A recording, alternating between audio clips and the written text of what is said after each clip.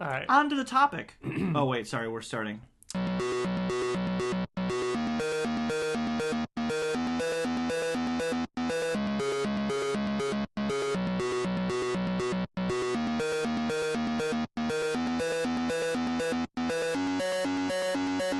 Hello and welcome to the Invincible podcast, probably the best superhero podcast in the universe. This is a show where friends get to sit around and talk all things Invincible, a comic book by Robert Kirkman, Corey Walker, and Ryan Ottley. On today's episode, we have a couple news items to talk about. We have a chat with Invincible fan Travis Johnson, and then we're going to continue our reread with Volume 4, Head of the Class, which includes issues 14 through 19. I'm one of your hosts, Ryan. Joining me, as always, is TJ. Hello. And Bill. Hey, it's TJ. Oh, it's Bill.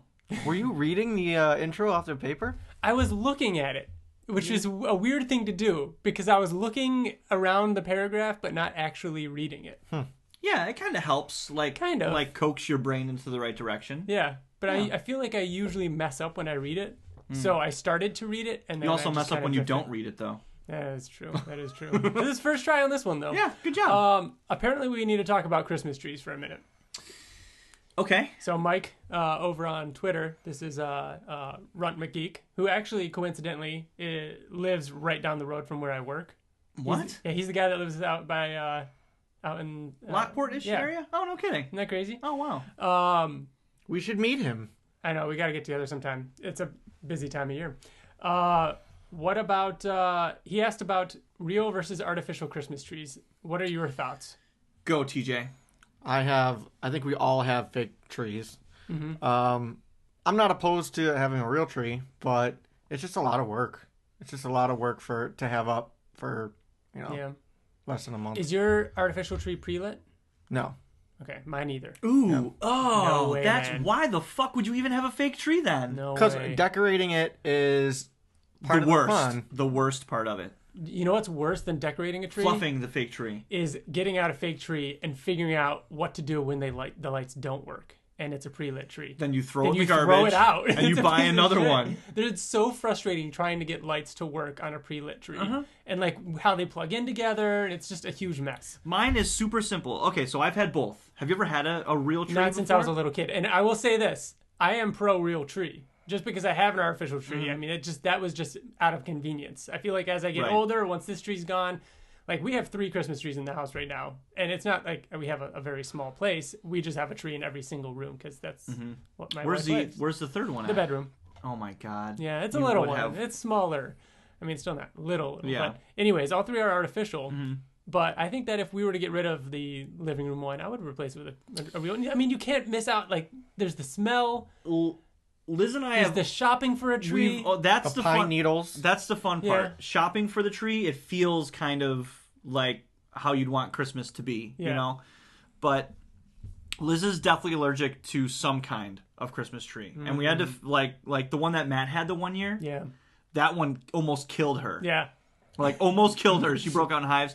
The worst part of the new tree is lighting it, putting lights on it. I am obsessive about how I light The a weird tree. bugs you find in your house. Oh, I don't like that. Oh yeah, like you're like, where the fuck did this bug come from? Because it's like not a normal, Yeah, a you know, normal it's not- house it's bug. not- yeah, it's not like a fruit fly or a house fly. It's this weird fucking beetle shaped thing. Uh-huh. And then getting it out of your house and trying not to get needles everywhere. You can buy the bags, Yeah. but it was just me taking it out of my house and it snagged on something. Needles everywhere for at least 2 years. Yeah. Yeah. Were you with us when, I don't know which one of you was there, when we got, it must have been you, but when we got the couches into my house, we took out a huge like picture your window. Yeah. I would just put it out the window. Just chuck the tree out the window. I mean, it was, at this point, it was in my upstairs living room. So it was just like through the corner or around the corner and through the front door. And it still got needles everywhere. Yeah. So I will always be an advocate for, I like real trees. I think that it really does add something to the ambiance of the whole, holiday season. But pre-lit fake trees Yeah. is the way to go. Yeah. Yeah. Unless you have cats. Oh my gosh. I think any tree when you have cats Yeah, I was is gonna the say worst, yeah. anything with a cat. Anything in general, not just Christmas not trees. just Just like trees, anything if just you want. life yeah, with a cat. life. If you want to have nice things, don't have a cat. bringing it back to Invincible, just a reminder, we are the Invincible Podcast. You can email us at theinvinciblepodcast@gmail.com. You can find us on Twitter. You can find us on Facebook and YouTube. We have a website. It's theinvinciblepodcast.com. We are also the Oblivion Song Podcast. TJ, where are we at with the Oblivion Song Podcast? We're going to be starting issue 10, which I think is going to be a good one. Issue 10. The way 9 ended was awesome. Oh, I keep forgetting. So yeah, issue 10 comes out on the 12th. Our next episode will come out on Friday the 14th. Mm-hmm. And I've been meaning to do this for a long time, and I always forget. This is a spoiler warning. This show, we talk about Invincible, like front to back. We will talk about everything. Just putting that out there. We're going to get into some news here. Not too much. We thought there'd be a little bit more this month, but not yet. Ryan Ottley tweeted shortly after he got back from Italy a picture of him in the hoodie that you have, TJ. Yeah, I know. And Skybound gave it to him. Yeah, everybody was like, "Oh, where do I get that?" And he was like, "Oh, I don't know, Skybound. Where do they get it?" And Sean Kirkham over at Skybound was like, "Yeah, that's actually a bootleg, but we've got something more official in the works." Mm-hmm. Wait, so Skybound gave him that hoodie? Mm-hmm. Yeah, they bought him the bootleg one? Isn't that funny? And that was after after you saw me in it first. Yeah. Again, Luca in Italy. Last time we recorded, it was the weekend of that. So since then, you can find a bunch of cool sketches that Ottley, even Corey Walker, they've done some interviews, and some cool stuff has come out of that. One interesting thing out of an interview with both Ryan Ottley, Kirkman, and Corey Walker was Corey Walker actually said that he's been working on something, and he said, quote, "Unfortunately, I cannot yet reveal my future plans, but it is something that will be familiar to everyone. Unfortunately, I cannot reveal anything, not even the publisher." I just thought that was kind of cool. I'm not Corey Walker? Yeah, and I'm not insinuating that he's doing anything Invincible, but like DC, it's cool that he's doing something that he said would be familiar to everyone. Supergirl or Superman. Yeah. Guarantee it. You think so? No. I do. Maybe. Why do you say that? A lot of the sketches that he's done he's has done been so many Supergirl. like Supergirl redesigns and everything. Yeah. He really has. Like if you Google Corey Walker, like art, 90% of it is Supergirl. Mm-hmm. It would be cool to read a brand new Corey Walker standalone thing. We haven't seen something like that since what? Do you remember how good Destroyer was? Do you remember? I have it on our list. We're going to talk about Destroyer someday. I said it would be familiar though, so he's definitely doing an iconic character. Oh, I know, that's what I mean. And he can't say the publisher because obviously it's either DC or Marvel or Image. Right. Well, yeah. Ottley just tweeted out a whole bunch of commissions that he did. Oh yeah. Oh, like I think he took like 40 of them on. Where? On Twitter. No, but where did he do them? Off of the Felix website. Like that's how TJ got his. That's how I got my Nathan Cole. Not at a con, just like you mailing. Okay, got it.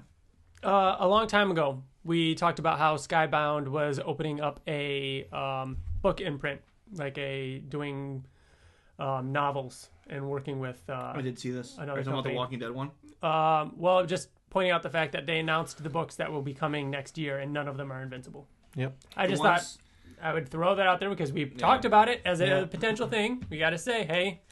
We're not going to get any. I don't think we're going to get any of that until after the animated series, until people start knowing what it is. What are they other than the Walking Dead that takes place in China? I want to say they're all new properties. They're all new stories. No, I saw the one that Kirkman is working with an author who's writing a novel that takes place in the Walking Dead universe. Yeah, other than that one. Overseas. Yeah, that one's the one that takes place in China. They're just completely different things?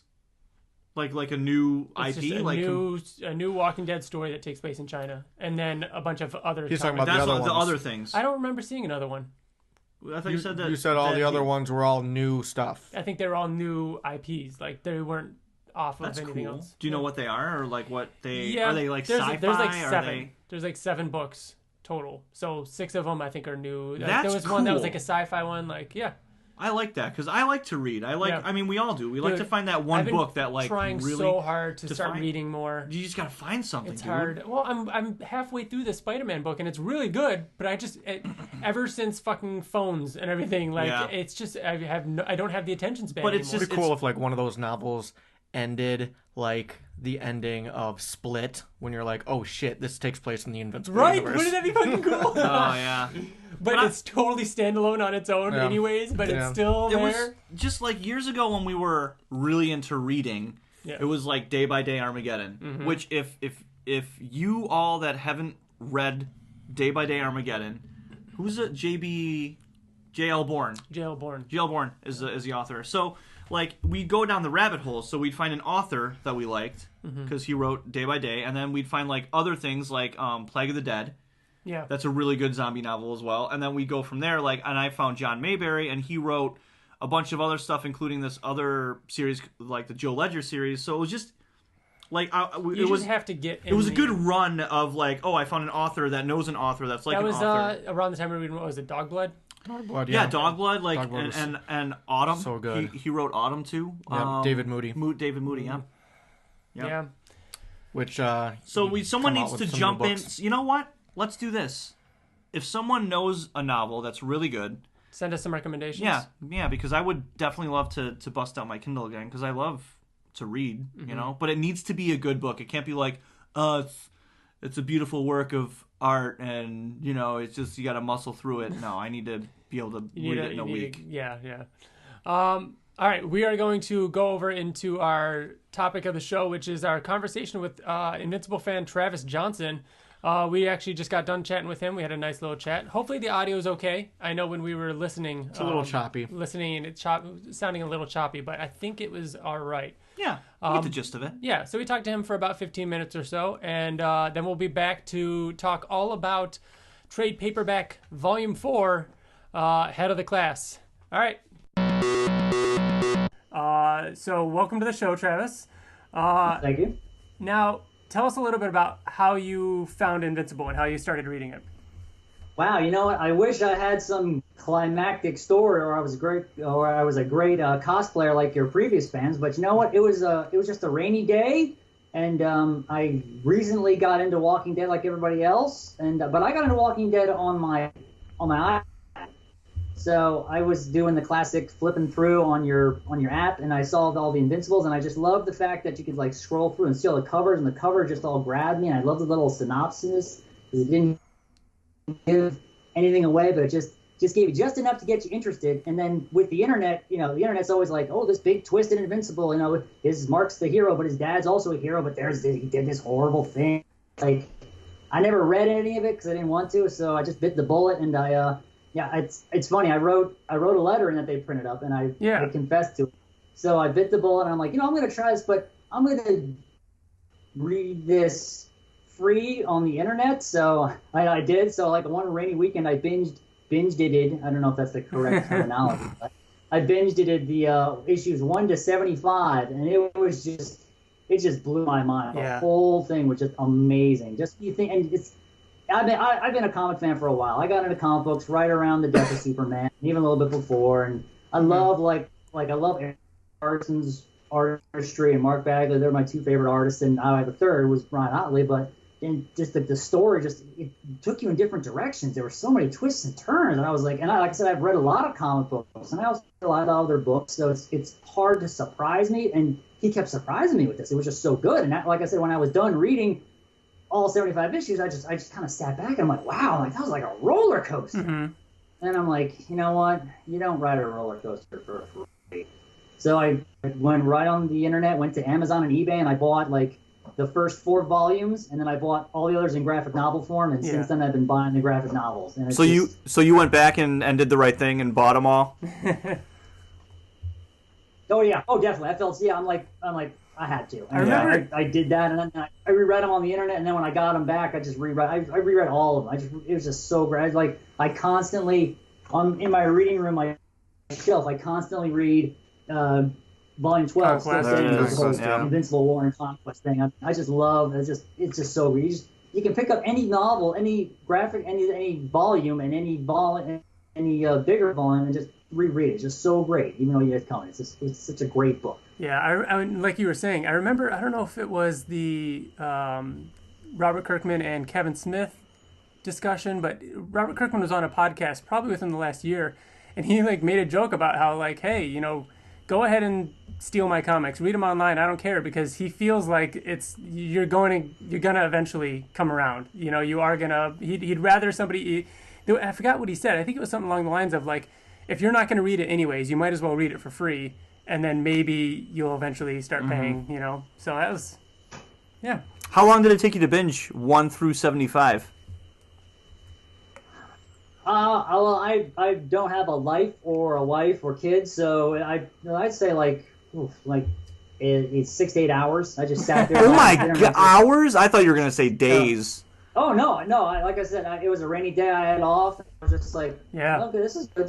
And I just kept going. And then once you get to a certain point, you're like, I can't stop. You know, yeah, once you I said, once I hit the Conquest, I was like, oh my. And then once that was over, I'm like, well, I got to see what's gonna happen now. I mean, what's gonna? And then when my war happened, and that's the end of that. I was like, you know, you know, semi spoilers, but you didn't think it would go that way. You didn't think it'd be like, you know, oh no, we'll just stay here, and you know, we'll interbreed with your people, and you know, that's how it's going to happen, and that's what's going to happen, or we'll destroy your planet. It's just like, it was so. It's just great. It's a drug. It is a drug, and I'm fine with it. Did which issue did you get your letter printed in?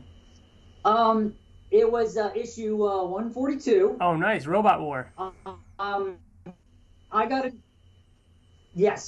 into the habit of the graphic novel, so I would wait till the graphic novel came out, and then I would buy it at my local shop. And then when I heard it was ending, I did my research, and the series ended, but then the graphic novel won't be out for like a couple months, and then the compendium wouldn't be out for another couple months, like the last one. So I'm like, I'll just buy the single issues, and I did. And then when I finally got all 6 issues, I sat down and read them all, and I was like, that was amazing, that was great. And then I'm like, you know what, I'm going to flip through the letters section just for S's and G's, and I'm like, and I was like, oh my gosh, my letter, it's printed in there. It was just so amazing that happened. It's just, awesome. I wish I recorded myself reading it, but it's all right. Yeah, just the fact that I got printed, and in the letter I even confessed to downloading, and it was Robert who's like, I think I remember that. You're right. It's funny how people confessed to that afterwards. So, I do remember reading that. Yeah. So it was just funny. I think the last issue was the only time I ever sent in a letter into the letters column. Have you ever sent anything? I think I sent one in on the last one too. For the last one, and then I did one for Oblivion Song, just with the name the letters column section. But other than that, never really tried. I don't know. I love reading them though. I tried a bunch, and every now and again, like once in a blue moon, you hope you get one. But I'm just glad it wasn't Invincible. And I also sent a letter when all was said and done, just because you had to thank him for the great ride and everything. And it was just exactly. Right. Mm-hmm. So it was awesome. I probably already know the answer to this just based off of the graphic novel you just held up. But who's your favorite character in Invincible? Yeah, I hate to be like everybody else, but just Conquest for some reason. He just showed up. It was just, he had that balance of like monster, but yet like villainous monologue. Because it was just so, he was like a force of nature, and it was so great. And I don't know, part of me wants to see his origin, but part of me doesn't want to see his origin. It's just it's one of those things where it's like we got just enough of him too. It wasn't like they overused him a bunch. It was just enough. It's like, you don't want a hot fudge sundae that's covered in hot fudge. You want just enough hot fudge to help out the ice cream. So I love Conquest. I think that if Invincible takes off the way I think it's going to, with the movie and the animated series and everything, I think Kirkman's going to come back to a lot of these stories, and we might see an origin story of Conquest. And you know what I'm actually thinking right now? Do you think that he would do something like he did with Rick? I'm sorry, not Rick. Shane. With the books? With the show. Oh, Keep Walking Dead. Do you think he would keep him around longer? I mean, he did, though. He brought Conquest back after he was, quote-unquote, supposed to die. And he was dead. Oh, yeah. You know what I mean? At the end of what we thought. If they stuck to the comic, granted, the animated series is going to be 1 hour long episodes, for what? The first season's 10 episodes? 8 episodes? That's a long time. Really long Conquest can't just be one episode. Which, if Right. they stayed to the comic, it probably would be. But Oh my God. he's Can you definitely going to be in imagine it longer. an episode of the series ending with him showing up, and then the whole next episode just being... It's gonna be like 4 episodes of fight. It's gonna be like friggin' Dragon Ball Z. Like Liz and I watched like the first season, and it's just like the whole season is one fight. Really? Yeah, dude. Right. It's like 7 episodes is one gigantic fight. Ton of monologuing Yeah. and Oh my and then some God. crazy action. You know what I was just thinking though? I feel like Conquest is gonna be as popular if done right in the movies as Thanos. Oh, I was thought you were going to say Negan. Oh no, as like Thanos, like in terms of like the best Unstoppable. villain that you can think of in if we terms. get to that point in live action movies, is that what you're saying? Or are you saying with the animated series? You don't think that they would try to get to Conquest Well, like yeah. as soon as possible in the movies? I don't see it happening for at least 3 movies live action. You're out of your mind. Really? Yeah, You think it'd be in the second movie? I Definitely not the agree, first, but- right? Maybe the second.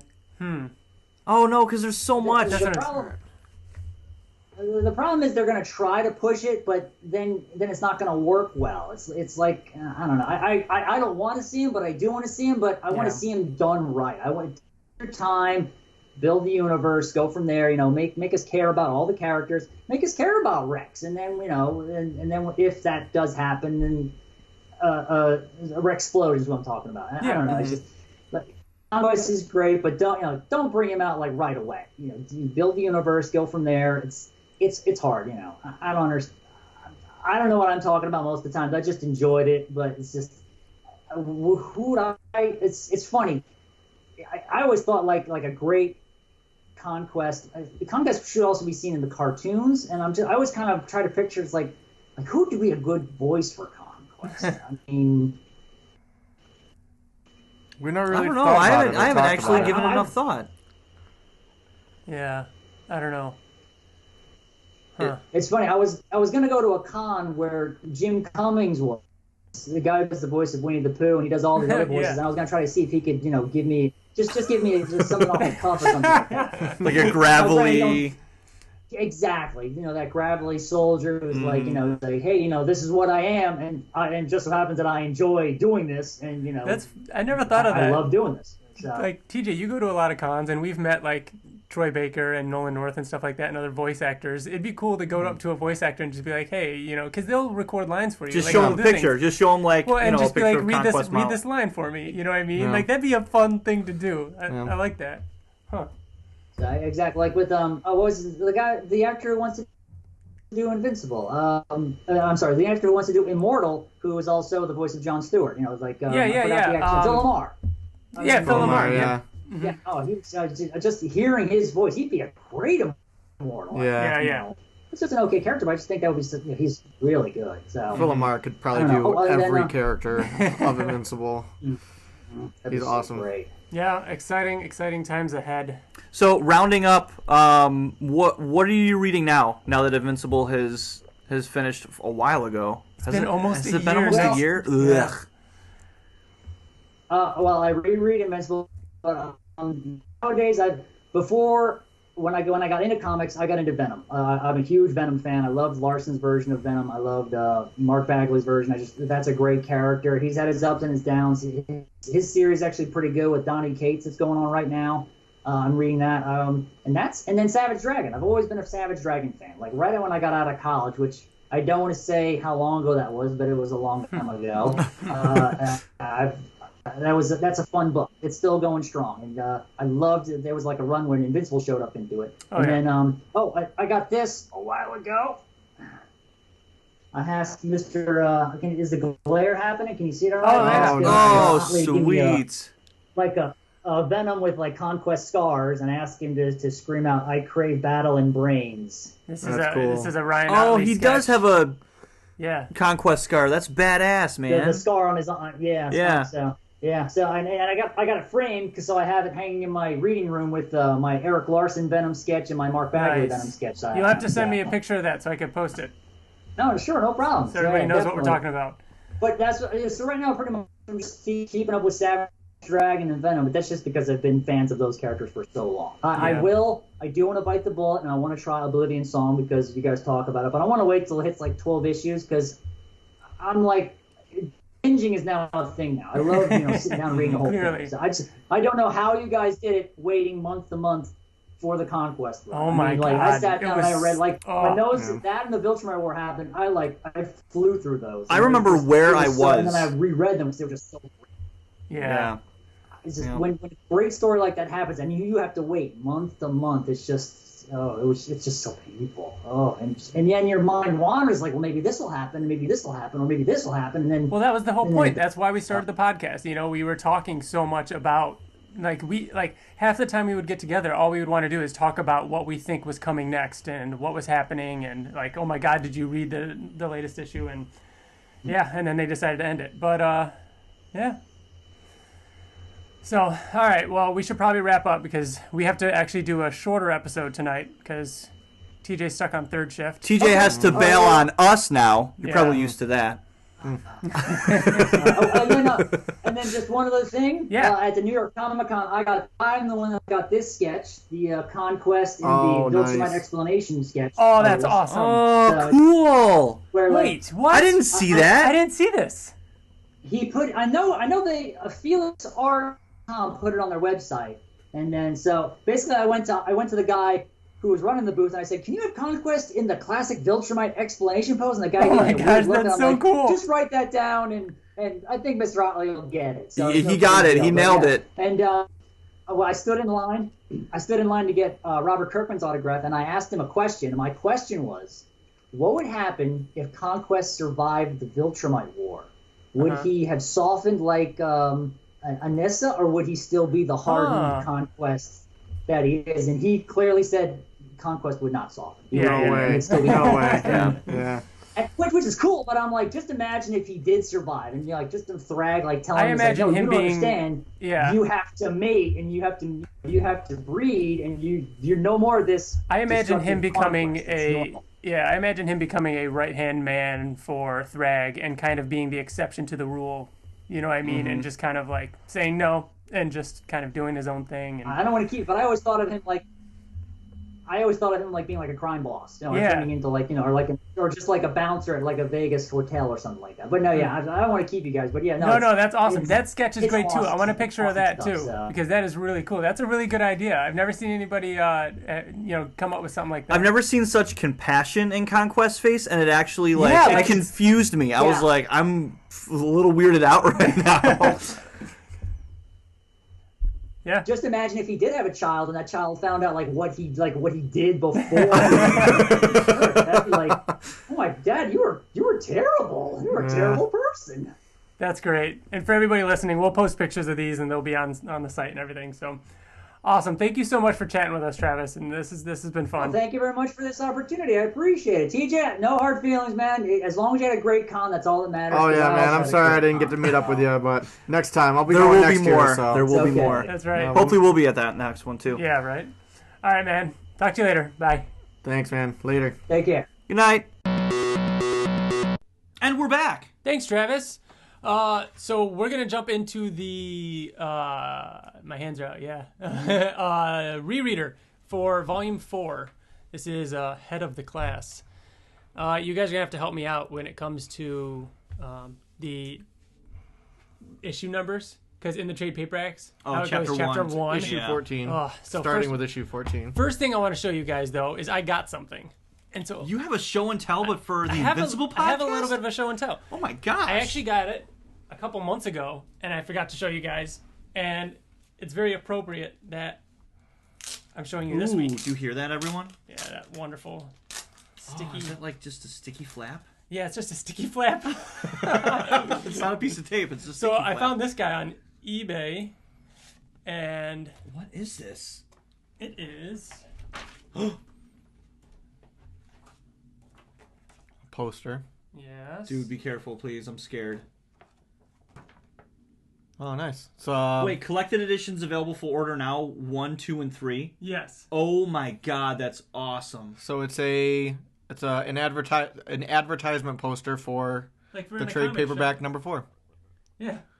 Very cool. Dude, that's awesome. That is So really it's just cool. a really big poster that's advertising the fourth trade that, you know, like a comic shop or a bookstore or something would get. Yeah. Someone And kept it's in, that like, great in immaculate shape. It's in great shape. I want to get it framed or something. So someday when we're huge and we're like on the Talking Dead for Invincible, this can be framed in the back along with TJ's reboot poster that's signed by everybody. That's really cool, Ryan. Yeah. How'd you find that? You just once in a while eBay Just Invincible once in a while stuff? eBay Invincible stuff, and it Yeah. just happened to be on there. You just gotta re-stick the sticky flap. Just gotta put the sticky flap back on there. There you go. There you sticky go. It's flap's nice and done. safe. So yeah, that's the cover to Volume 4. And that we'll put that poster or that picture of that poster online as well. So Oh, issue TJ. I have a little show and tell. What you got? Well, I completely forgot about it. We'll post it on the site too, but Dylan Burnett did a Powerplex for me a while ago. Did you get it colored? I did get it colored. Yeah. Who colored it? Jeremiah Skipper. Did he really? Yeah. Who's Jeremiah Skipper? He did the Invincible podcast He did the Invincible logo. podcast logo? Yeah. He does So, awesome stuff too. That's the original. Badass. Dude, it's such a good Powerplex. sketch. What's the color is going to be awesome, isn't it? So I told him that I preferred the orange on green. Yeah. So that's it. Oh my god! Holy That's so cool! shit. Uh-huh.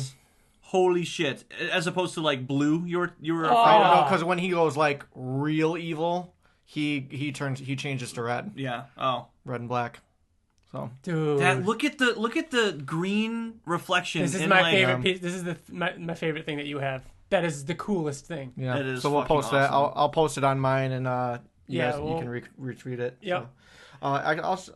Maybe I'll show you this too. So when I originally got it, he sent me this, and he's like, "Hey, hope you like it."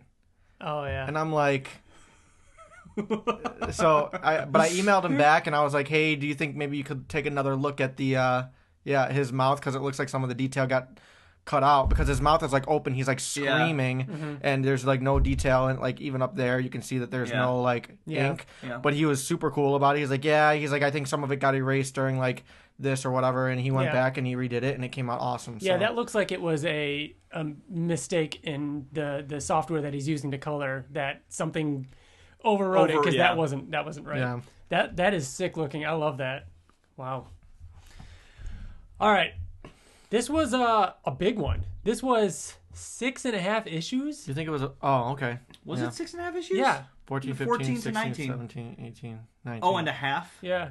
Did I Right. miss the half? It's the free comic book day. Yeah. Thing. It was you would have seen super. it. It was super. If you read it in any sort of trade or collection, it is included. It is that one. Didn't. And it ends I almost didn't instantly. read that, I don't think. It's only like 4 or 5 pages. We'll show you. All right. So The damn flaxons. Flaxons. Who the did the cover? Because it's not. Frank Cho did the cover. good call, TJ. This is a time in which they had a couple different cover artists, because the next one or whatever is a different artist too. They look older, and I think that was done intentionally because of the aging of the Flaxons. Maybe. I guess. They could definitely look older for sure. Yeah. Well, Mark does for Mark looks like He definitely looks older he's a too. 90s comic. Well, yeah, yeah. So yeah, this is the second time we've seen the Flaxons. Opens up on a really cool splash page. We got Shrinking Ray getting a nice spotlight on there, and this is the time in which we see this scene. This is when Eve gets blasted and Rex catches her. This is the scene that we see in Reboot. Oh yeah. Oh, yeah. And Mark Yeah. looks really sad when Rex is like, "I gotcha." Yeah, and well, no, Mark is the one that catches Oh, Eve. right. And Rex is like, "Keep your hands off my girl," and Mark's like real sad about it, right? Mm-hmm. Yeah. So this is when the second time the Flaxons show up. The first time they showed up, they aged immediately. This time they have the little wristbands that slow their aging. They spent thousands of years in the back in the Flaxon dimension preparing for this battle. The king comes up and says that they've been preparing forever. But then I want to say it was maybe Rex or like where did that pebble come from? It's Rex. It's definitely Rex. Yeah, it would have to have been he just Rex. and he just like carefully lobbed. Yeah, because he throws a lot more on the next page. Mm-hmm. Yeah, and hits his wristband, and it explodes, and then he immediately just starts aging rapidly. There is so much humor in this volume.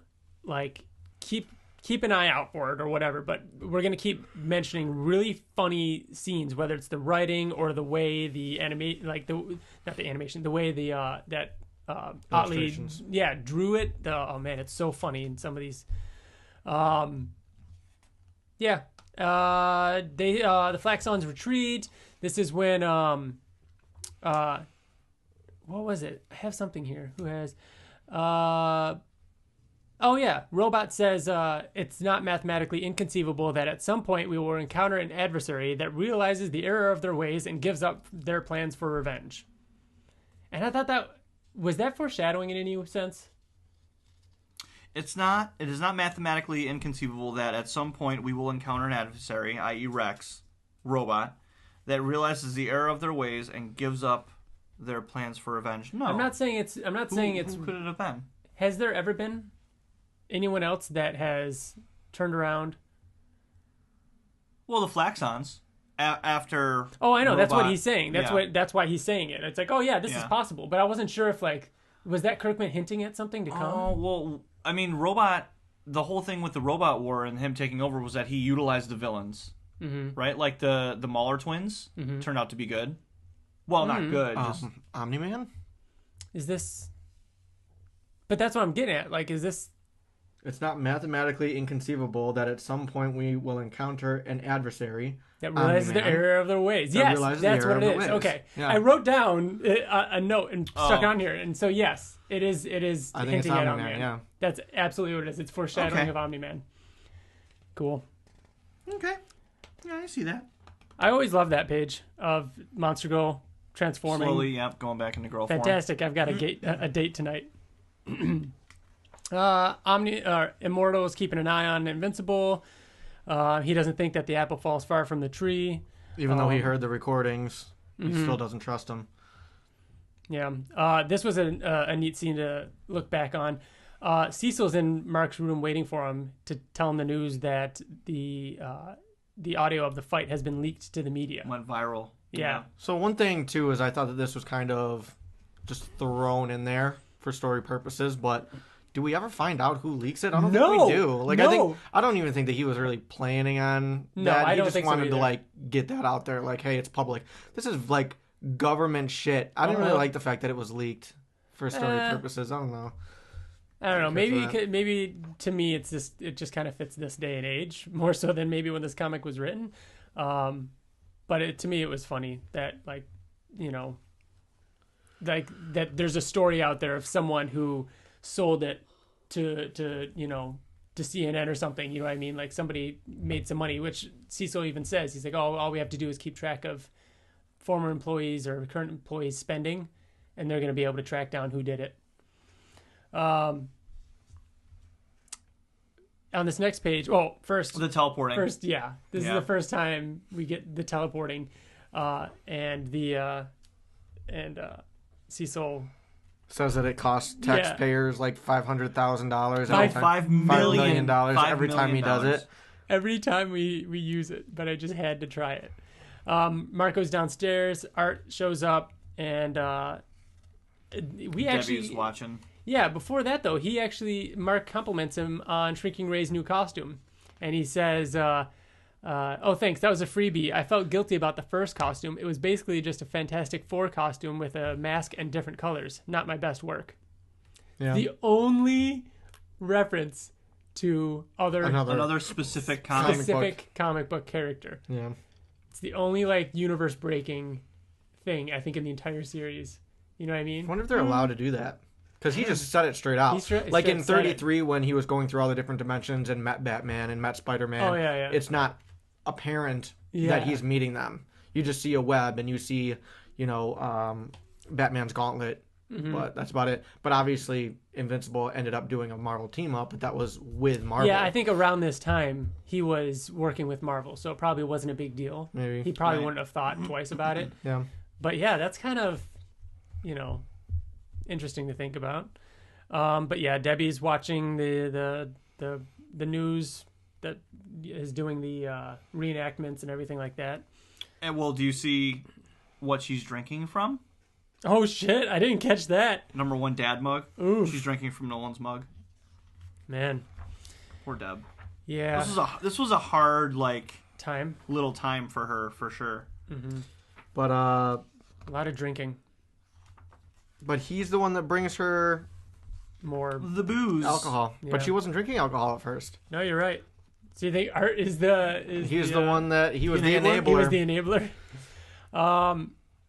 Then we've got Mark going back to school, and Derek, the guy who was turned into a living bomb in Volume 1, is freaking out, fighting off a bunch of bullies because they're making fun of him.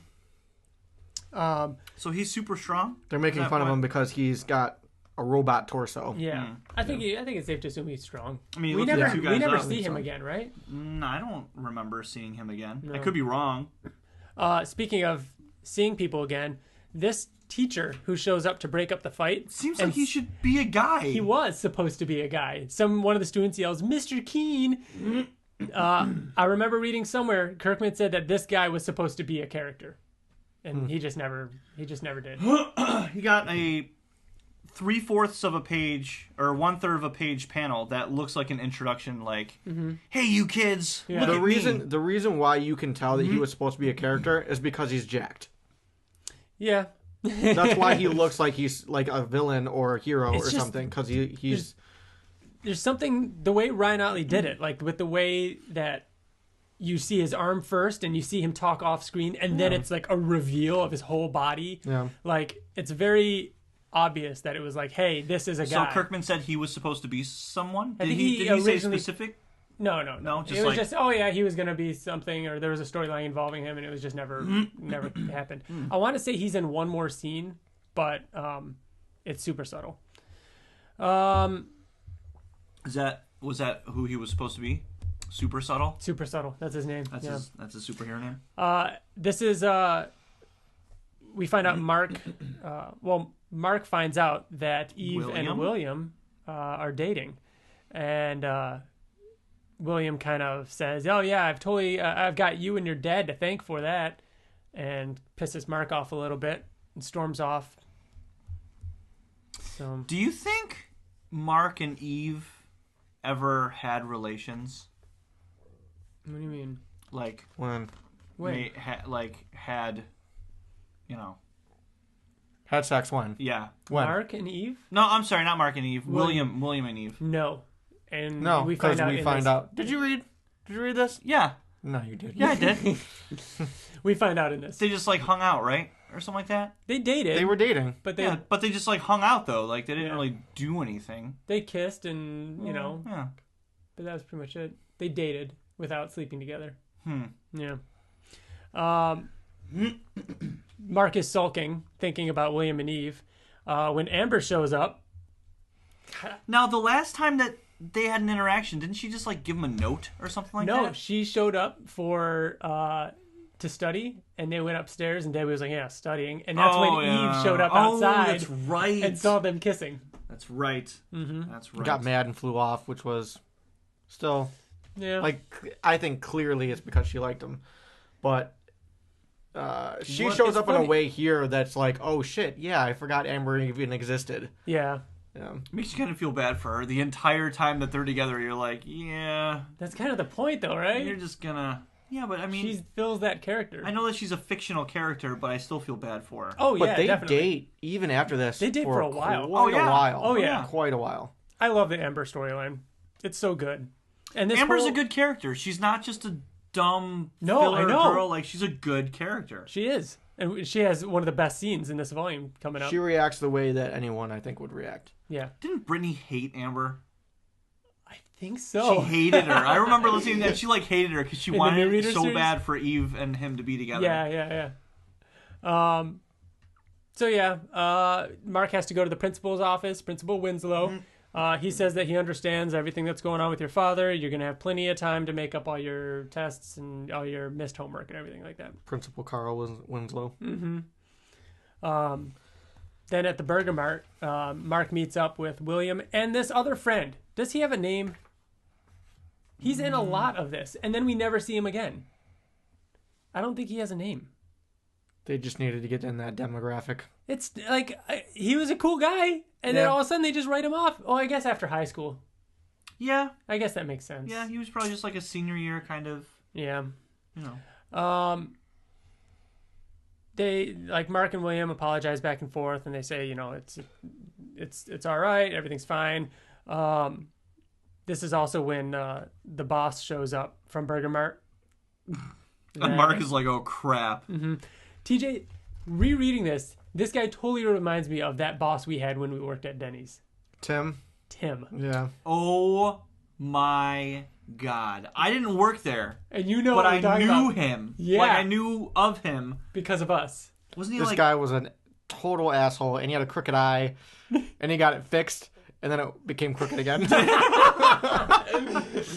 Dude, doesn't it remind you of him? Yeah, he does. Do you guys want to go to Denny's tonight? I haven't been to Denny's in years. And get a buffalo chicken Nothing. sandwiches? I haven't been to Denny's in years either, and nothing from it sounds good. I feel like it's just gonna fuck me up. My Honestly. stomach could not be more fucked up than it is right now, so let's go to So Denny's. you're just like, I'm already in. Let's just do it.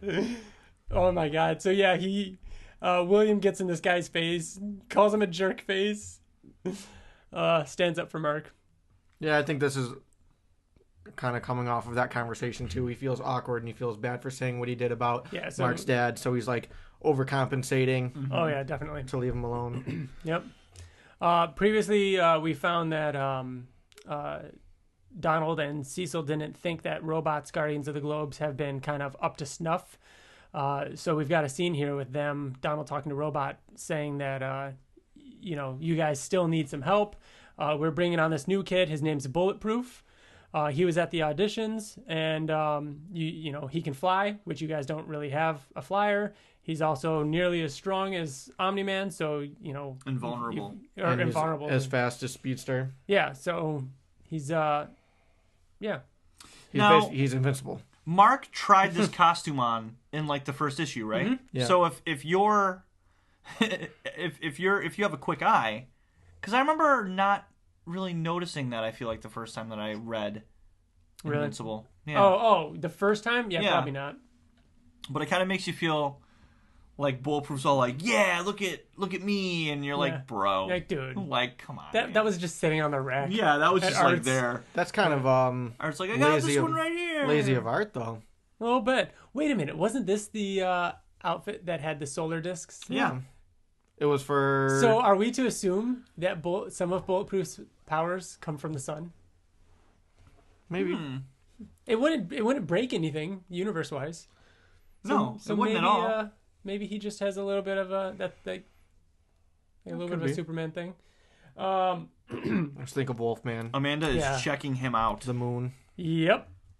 I think he'll make a fine addition. Fine being the operative. Operative, What does that mean? like the key Main. word. Yeah. Okay. Also, the Immortal is coming on as a consultant to keep an eye on Robot. And man, this is like really in the the time frame in which you're wondering whether or not Robot is evil. There's so many of those panels where he's just kind of have that Yeah, there's that just grin. There's just the panel of him like looking by himself, like after everyone kind of like leaves him alone, that he's just like, And yet another funny moment. Cecil leaves the scene, and he tells Donald that he's going to teleport. And Donald's like, "But sir, we should only use the teleporter in cases of extreme emergency. You realize the cost, don't you? You've already used it 6 times this week." And Cecil's like, "I know, Donald. I know. I think I'm addicted." and teleports out. As he teleports. It's so good. Mark comes home and he sees Debbie on the floor of the kitchen, sobbing, and he's like, "What's wrong? What happened?" She says, "I I was making dinner for 3. I didn't realize. And why'd you drive him away? She kind of blames Mark. In this moment, she blames him for driving him away. Do we know she's drunk? Is there a bottle somewhere? I would assume. I mean, if she's on the floor in the dark, crying on the floor, in the dark, crying. I don't remember because she apologizes in the next issue. I don't remember whether or not she said. I mean, she heard the entire conversation. Nothing in there was Mark driving him away. She said she was drinking. Yeah. So she said she had been drinking. I'm sorry about what I said. I wish I could take it back. She didn't mean it. She was, clearly she's distraught. So this is issue 15, right? Yep. Yes. Yep, issue 15. Issue 15. This is the Aquarius issue. Starts out with Monster Girl, who Robot comes up to her and says, your comments towards Bulletproof are inappropriate and they need to stop. And she kind of freaks out and she says, listen, like... This is such a good scene. How old is she? 28 years old? She's 30, like, right? I thought it was 20. I'm 29. I'm 29. I'm a 29-year-old robot. I have feelings and emotions. 29-year-old woman robot. I have feelings and emotions and urges just like any normal adult. My appearance is an unfortunate side effect of my superpower, but I can't let it cripple me for life. So she's a child, but she still has urges like a 29-year-old woman. Is this when you find out? Oh, no, you don't find out. Wait. Yeah, this is when you find out her exact age. Yeah, I was just about to say. Wasn't she smoking in the tryouts or something? Yes. Okay. I think so. I don't remember her smoking. Or she's smoking in the Secret Origin of thing. So if she was 29, did she say at what age? 16. It happened when she was 16? Yeah, she did. She definitely did. Well, I couldn't go to the senior prom because I looked like a 14-year-old. At one point, 16. When I was 16, my aging process has been reversed. Yeah. Ever since I got these powers when I was 16. Yep. So she's the oldest she's ever looked was 16. Yep. And now she's digressing backwards. She looks like a child, and she's 29 years old, and everybody else her own age wouldn't touch her because she's... Well, yeah, like she's a 30-year-old that looks like she's, 12? Yeah. At the oldest. So when Robot poked her with a syringe and took a sample of her DNA, and he said, "I want to see if I can reverse engineer something and help you out." Did you think It's such a not typical, but an easily predictable this guy's plotting something. He's getting samples of everybody and he actually did just help her out. Oh yeah. I mean he was actually just doing it to help her. Wasn't there? When did it happen yet? Where he takes some of Rex's? Yeah, he shook Rex's hand and took his. Did that happen already? Maybe that didn't happen yet. I don't think it happened yet. Wait, did it happen? Why does it sound so familiar? Because we've reread this series so many times. I feel like we just reread that though. It's definitely not in this volume. I think it's in the next because we're getting close to this to the point in which, So the next part is what we already talked about, when Mart comes down for breakfast, and she made him. Debbie made him breakfast, and she apologizes that she's been drinking and that she didn't mean it. Mm-hmm. She's going to go to Chicago to do some paperwork. Mart goes to school, sees Amber again, immediately has to stand her up and run away because of the pager. And she's like, and just the way he runs away, just the way he runs away. And she's like, what does he need a beeper for? Mm-hmm. Just that whole arc, the whole Amber arc of her, she doesn't just immediately turn what is with it? She goes from oh haha, what does he need a beeper for, to I think something's wrong with him, to just flat out angry with him in this trade. Mm-hmm. So yeah, he was getting called away by Cecil. They've got a situation. The Aquarius. What does he King call of Aquarius. them? I always think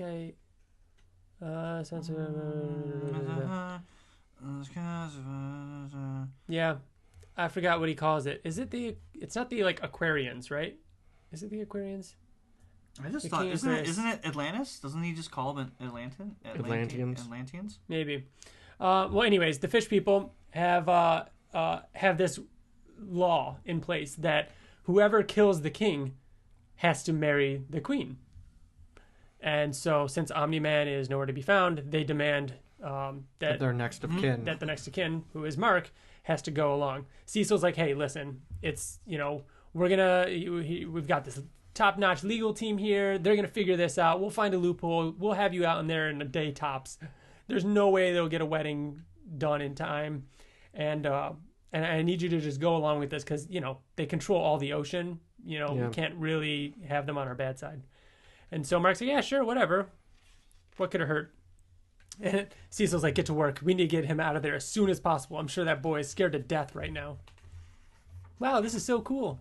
Yeah, the next page. Full panel of him in... Is it Atlantis? Aquarius. Is it Aquarius? I don't know. It's been mentioned before. Should know. Oh, it was... You know what? It says, meanwhile, in... Aquarius is the name of the king. Right, but the one issue that, remember... Meanwhile, in Atlantis? Was it? I feel like it was Meanwhile in Atlantis. And it's just the one page of him sitting there doing nothing. Yeah. I don't know. This is Debbie talking with someone in Chicago all about the the royalties for her Nolan's books. And Super Patriot shows up outside the door. The window. The window, sorry. This is another Image Comics character. Robert Kirkman and Cory Walker actually did a run of him. That's Super Patriot? Yep. And Claire, his wife, Debbie gets talking with her.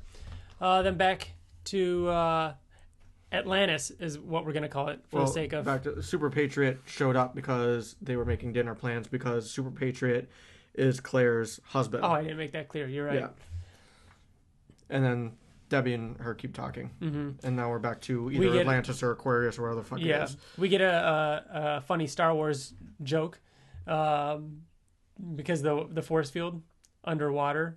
Mark says, hey, they had one of these in that crappy Star Wars flick. Mm-hmm. And the fish guy is like, yes, we know. From episode 1, The Gungans. Yep. Mark meets the queen. What was her name? Does she have her name? Your Royal Majesty. I mean, we know his name is Lethen. Lethen? But the ceremony's today. Yep, the ceremony's today. Shocking. Debbie wants to talk to Claire some more. Mark finds out that Lethen. Debbie wants to talk to Claire because she found out that, Claire actually is a part of the superhero community. That she's married to a superhero, so she can talk to Claire with her having more of an understanding than anybody else. Because she has no one else to talk to other than Art.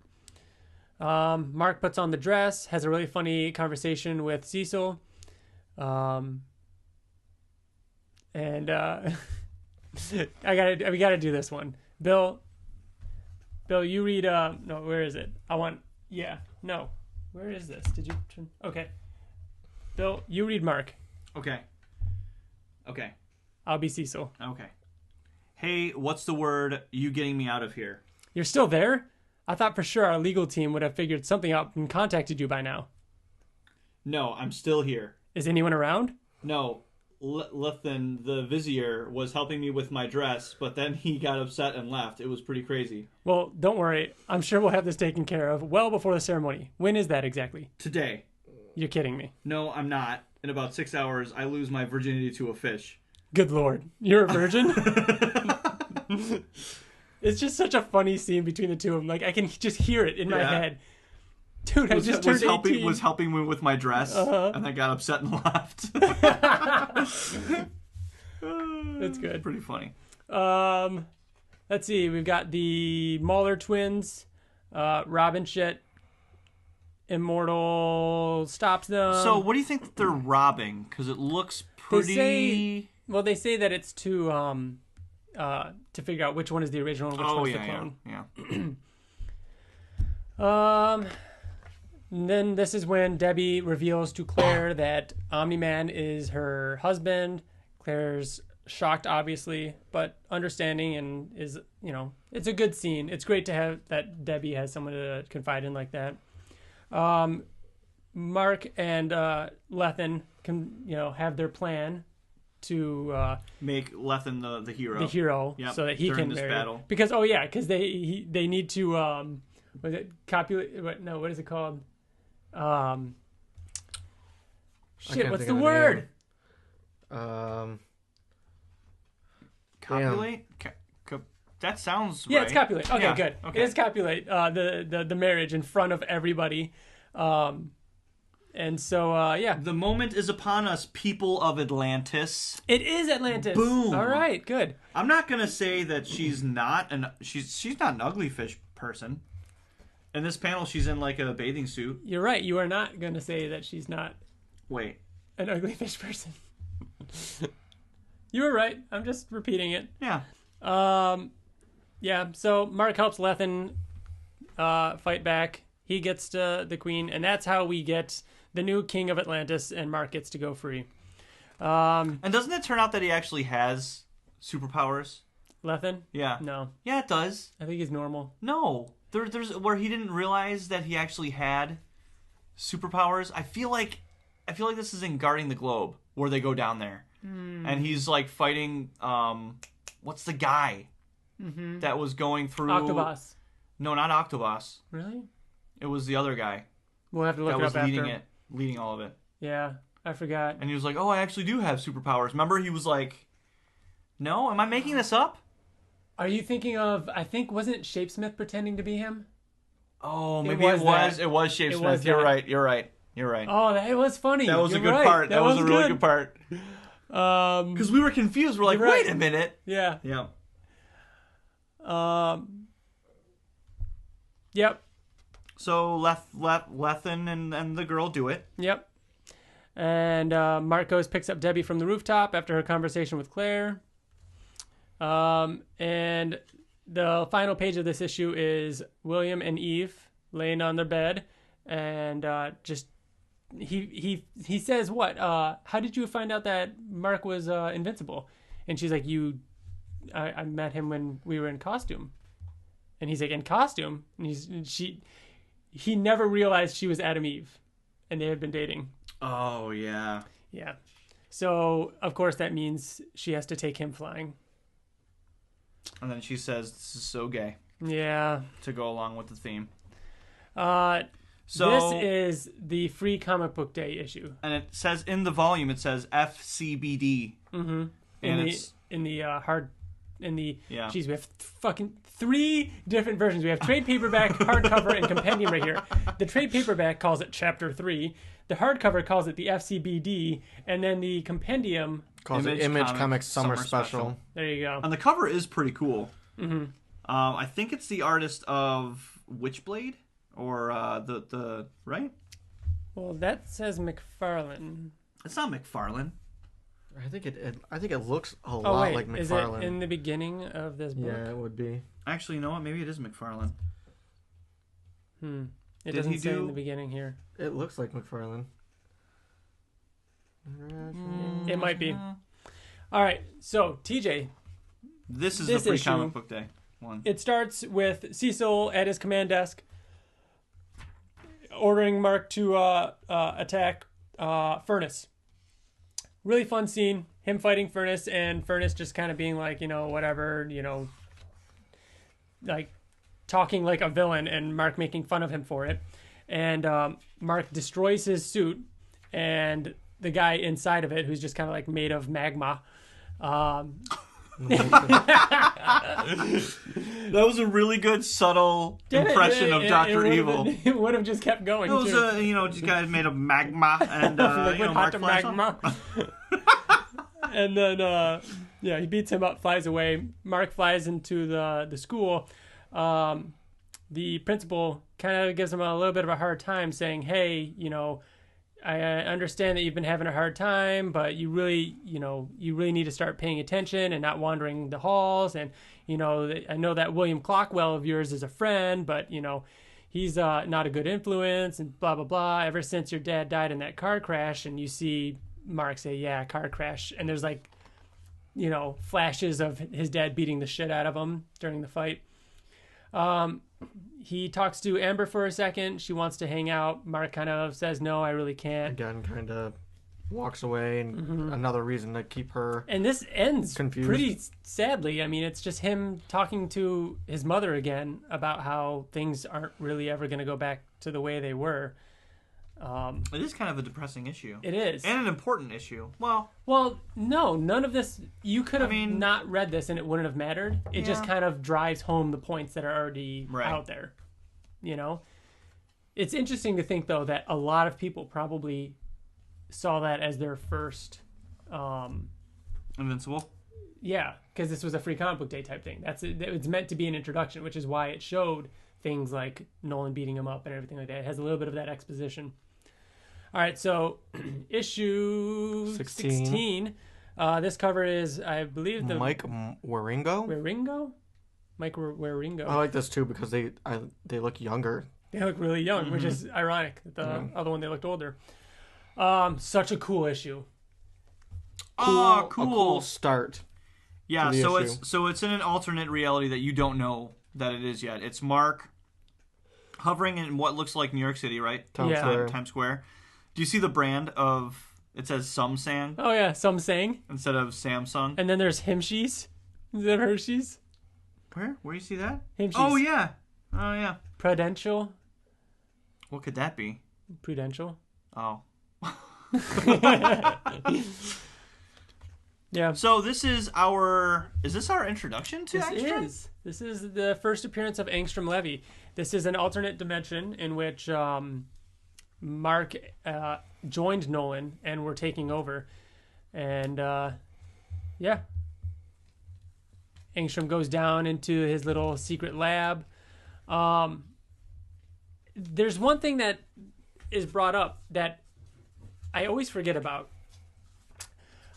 He goes down and he's talking to this dimension's Immortal and Robot, and it's talked about a couple times that Angstrom is like extremely intelligent, like robot levels of smart. Yeah. We never bring that up, in my opinion. I feel like it's always like he has his portals and he has knowledge of all the different dimensions, but like this is an Angstrom that hasn't gotten all those minds put into his head yet, and he's extremely intelligent, like robot level intelligent. None of the other.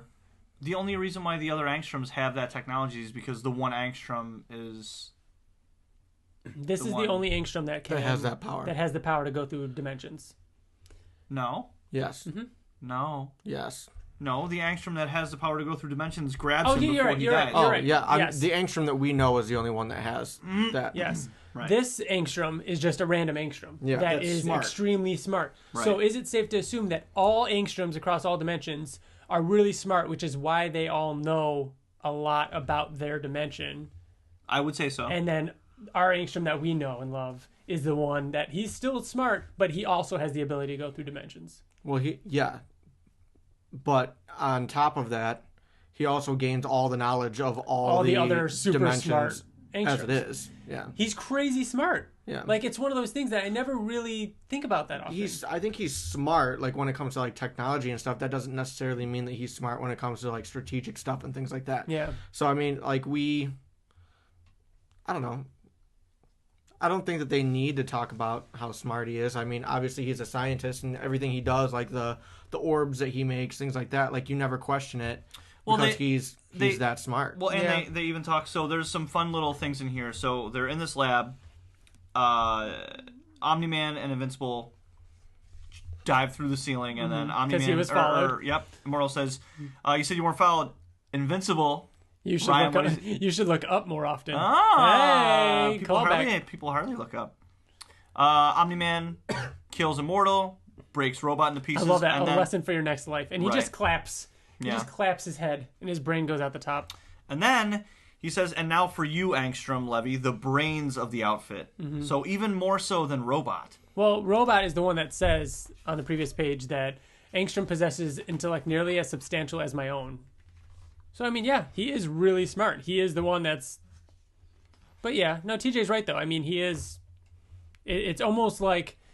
It's not like it changes anything. You know what I mean? He still uses his intellect. But yeah, it's just cool to think about. And before they can kill him, the Angstrom of our dimension pulls him through a portal. to our dimension, right? To like the normal Which at Invincible first he dimension? doesn't think it is because it's an alien invasion that's going on. Right. But then which he we know. realizes that it is, and we get some fight scenes while they're fighting the aliens. This, of course, is Sunspot.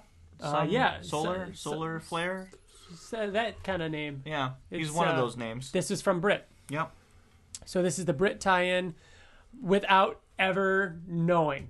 They give nothing. They don't give the little blurb that says, find out in Brit issue, blah, blah, blah. Like, you would have never known, which is the point, which is what's so cool about it, is they say, like, oh, someone else must have did it. All right. Yeah, but it's like, I couldn't imagine reading this. We did. And Not- I remember not it live. driving me crazy. We read this live? Well, not live, but when we read it, Right. we didn't read Brit. We hadn't read. Hey, what's that up there? So it was just like reading Do you it live. see that? It's gone now. It was moving really fast. And then that's it. Yeah. What the fuck? Who And they was say that? they say they're retreating. You guys sound disappointed. Someone else must have beaten them. It's all over. It's done, and we didn't stop them. Eve's like, has this ever happened before? Immortal's like, not in my day. Looking at Robot, and Robot does his Scary. creepy, scary face. Well, that's foreshadowing of what's coming too. And the next page, Donald's getting all bandaged up because he gets fucked up He in gets the fucked fight. up in the fight, yeah. In that we Brit. see in Brit. Which we talked about. I remember we talked about Yeah. that in the Brit. 'Cause Because we went to pulled this and we're like, oh yeah, that makes sense that he's all messed up. Mm-hmm. Oh look, it's his friend. The friend made a comeback. Who? The black friend. Oh, yeah. But yeah. Actually, my mom called the principal Winslow. Because the school's all destroyed. Yep, school's destroyed. I love how he goes in to steal some paper, the friend. William goes to grab his CD player. It doesn't say his name, though. No, I don't think it ever says his name. I don't know. They're going to get like a whole month off of school. Cecil fires Robot. Says that effective immediately. Immortal is the leader of the team. You can still stay on if you want. Robot agrees to stay. But the fact that it's like 3 panels of the same one is very ominous, and it just made me, when I read this, I'm like, 90 issues from now, Robot kills Cecil. Oh shit! Mm-hmm. Huh? And is fit to lead the world. But you're right. It's almost that's interesting to think about. It's just funny to think that Cecil pissed off Robot in that moment, and I'm like, I mean, that's obviously not a direct thing. No, but it's not. It's funny to think that like back then we were looking at this all omnibus, like, oh man, he's bad. He's gonna maybe he'll kill Cecil, and it's like, oh no, he's good forever. And then something clicks after thousands or whatever, hundreds of years in the Flaxon dimension, and then he kills Cecil for unrelated reasons. Like it's like ultimately what you were thinking did kind of come back around. Yep. This is like the funniest thing that happens in this. So the next page is the Pentagon, slightly destroyed, not really, but Damien Darkblood Yeah. walks up and he's like, the receptionist says, "What can I do for you?" He's like, "I'm here to see Cecil. He's not expecting me, but I promise he'll want to hear what I have to say." And he's like, "Tell him I have leads on the Guardians of the Globe murder case. I'm close to finding out who did it." And the woman just pulls her glasses down. She's like, "Everyone knows it's Omni-Man. Like, aren't you watching the news?" And laughs that's at it. him. Nothing comes of that. Yep. It's just to show that this guy was still out there looking. What an idiot. Eve and Mark are helping up clean up. They have a conversation about William being okay, kind of weird. The things she likes about him are also the kind of things she hates. He's kind of childish, but at the same time kind of cute. He also kind of freaked out on her when she called him Will by accident. And William asked if I want to be called Samantha or Sam, and I didn't care. Like, yeah. But Titan shows up. He's basically, robbing a jewelry store. Mark attacks him, beats him up a little bit, and Titan agrees to help out instead.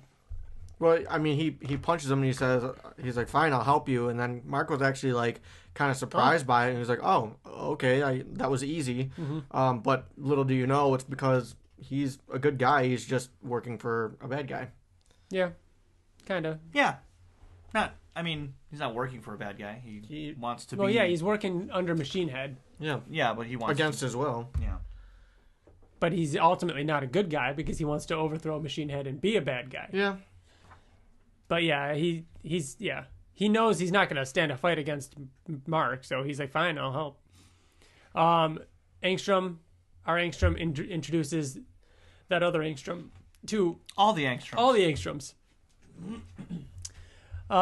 Issue 17. Mark and Amber are leaving a movie theater. I like this conversation a lot because it basically goes, Mark says, I liked it. She's like, I thought it was okay. She says, oh, when are they going to get done with this construction? It's been forever. Mark says, yeah, it's going to take a while. They did a lot of damage. What do you mean it was okay? The movie was great. She says it had good character development, but the story, I mean, the ending was awful. My car is parked over here. They talk about going to get shakes. He says, please, not Burger Mart. Like, we can't go there. And he's like, okay, fine. Well, let's go here. Let's go to the Shake Deluxe. And then it just ends. Like, you really thought the ending sucked? It's like, I really liked how it felt like it was a really good, the writing is so good. Yeah, normal conversation. Yes, yeah. like you walk out of a movie, it's like, yeah, it was okay. Where'd you park? You want to go there? Are we stopping at your mom's house on the way home? Do we have to go there? You really didn't like the ending of the movie? Like, it was so good. I like the way they that Kirkman wrote that. Mark makes a joke about growing a mustache and that he shaves. He shaves, otherwise he could have a pretty smoking mustache. Haha. The notable thing that happens here is Angstrom then goes and breaks out the Mauler twins. Yeah. Mark and Amber have just a little date they night kiss thing. and stuff, and then that's it. Angstrom breaks out the Mauler twins. He threatens to leave them. We get a little bit more information about how his powers work. He's not teleporting. He's just moving through dimensions. He has to stay in the same place. Wait a minute. Go turn the page. There he is. That is the teacher. Yeah, like I said, a really small part. Welcome back, everyone. I'm sure you're all pleased to punch back into school and to finish 2 weeks. It's a small matter. Yeah. An exam, alien invasion. He's just saying, screw it. We're just gonna watch movies. You're gonna watch Gladiator with Russell Crowe. Yeah. Write down for. Oh yeah, okay. All That's all. That's the only other time you see him. So he was like a history teacher. That's a pretty cute interaction between Mark Right? and Amber. They're staying there. He just leans back and says, I had a really good time last night. She said, me too. And then he smiles all dumb. Stupid. Remember being in high school? I remember being in high school and not having any friends and no one liked me. All right. Well, let's see. Ooh! Turn the page. He talks to Dab and William's wearing a they talk Magnum about Pie shirt. stuff and What's this? Oh, yeah. She's got liquor bottles in the trash can. Mark gives her a hard time about drinking. And then he gets called away. Capes Incorporated. Yep. This is actually a Scene. like not an exact scene, but we know these characters, all of them. No, this happens in Capes, doesn't it? No, it's close. So the guy, there's this big roided out. He's you know, like a hulking, cancer. What is he called? Yeah. Like something. Shoot, forgot his name. You know what? We actually get It's more. Thomas Winters, but he had a different name too. Yeah. They called him something.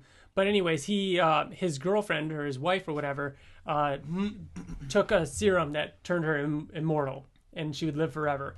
And then he wanted to live forever with her, so he took the serum, and instead it turned him into this hulking, gross Something went wrong with it. mess. Yeah, and so he's a villain. That's it. Then there's the guy, Commander Capitalism, the guy in the red, white, and blue, who basically hooks up with her, Holly. He starts dating her in Capes, in that book, and fights this guy, and that's it. So it's just showing that fight is still going on. He broke out, tried fighting him again. Yeah. So Invincible grabs him and flies him up to space where he can't breathe, and that's how he stops him. It's funny. It's funny how this worked that we're doing this reread after we finished all the series. Because, like, Bill, you're seeing this again. Yeah. You're reading it in order as though you had read all the tie-ins for the first time. But yeah, and there's Holly and the creepy Commander Capitalism, who's super excited to have a supermodel that will never age a day. And Mark makes it just in time for his graduation, walks across the stage, gets his diploma. There's the joke that his middle name is Sebastian. Throws his cap into the air, and it goes too far. Wonder if we'll see that cap again. We do! Hey, what? Oh, what? That brings us to issue 18. This is a long This is a long one. Yep, we got 2 more issues. This is one of the best scenes in this trade. Mark is off saving people, there's a scene with Eve, William, and Amber at the Burger Mart, and she has to have a serious discussion with Eve. She and thinks William. that Mark is dealing drugs because he has a beeper and he's always running off. Mm-hmm. Never has time for her. She mentions that he's gotten jacked, and the black eye that he had. He's like, he's dealing drugs. And then they laugh hysterically at her. Yep. Mark, sure enough, shows up for like a few seconds, gets a beep, and says he has to run to help his mom, and she takes off, and then Amber again is like, "Come on." She's like, "Did I imagine that? Seriously?" And they're still kind of like giggling about it. Mm-hmm. Man, this is so like lighthearted Invincible. Mm-hmm. This is like this is Spider-Man. Yep. Like this is the feel-good era. So Mark shows up, talks to Cecil. Cecil says, "Hey, I need you to follow this spaceship. It's going up to Mars. The astronauts are going there. I just need you to keep an eye on them.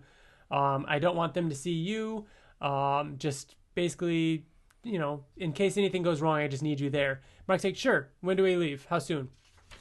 Turn the page, and it's the ship, the NASA ship taking off. I love the guy in the bottom looking in the wrong direction.